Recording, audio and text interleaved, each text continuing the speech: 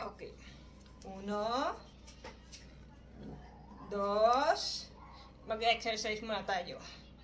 3, 4,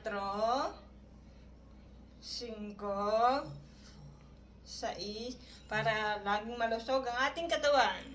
Sarik, tamlut, bisbil, bagag, bayad, gambaregen. Nakon? Para lagi kaming healthy. Kailangan mag-exercise palagi. At nang humaba ng mahaba ang buhay ng aking amo.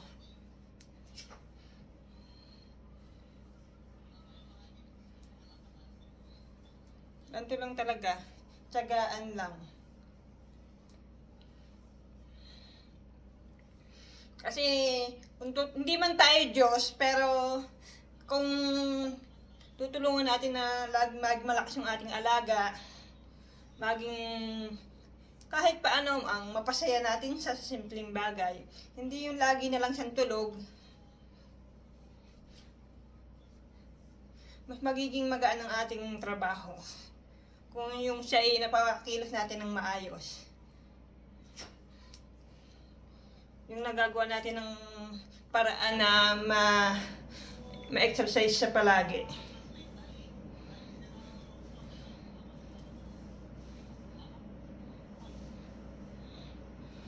Hindi naman kasi siya pwede makita sa camera. Yeah. Kaya ako na lang ang makikita niya palagi. Hindi tulad dati na pwede.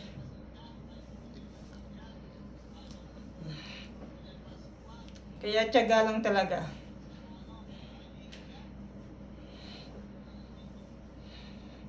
Katatapos lang po namin kumain ng umagahan. Wait.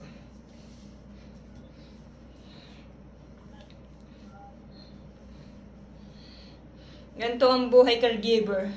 Tiyagaan, tibay ng loob, dasal, para humaba ang buhay ng ating amo. Saka syempre, dapat pinapakain natin lagi ng healthy food, exercise, painom natin ng tubig. Syempre, yung mga gamot, huwag kalilimutan.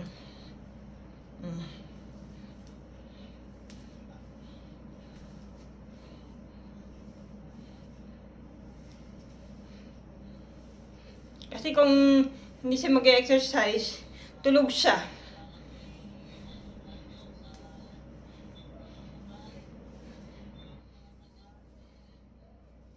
Tulog siya palagi.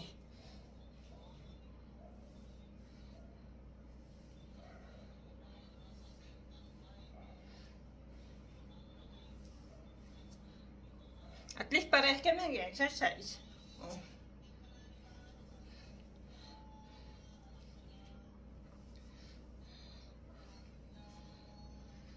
Medyo hinahapo ako, agad ako.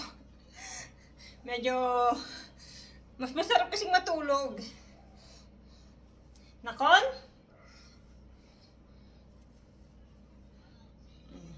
Wala siyang sinasabi.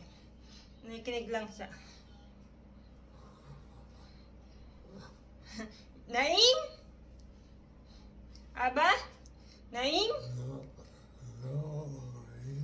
Lo Naim? Lama lo Naim? Kul kaktom yun.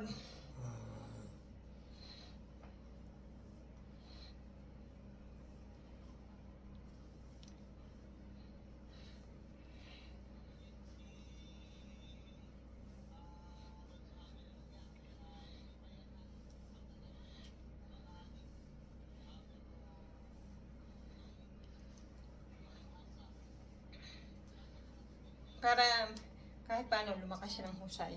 Para kahit paano nagana din yung kanyang utak.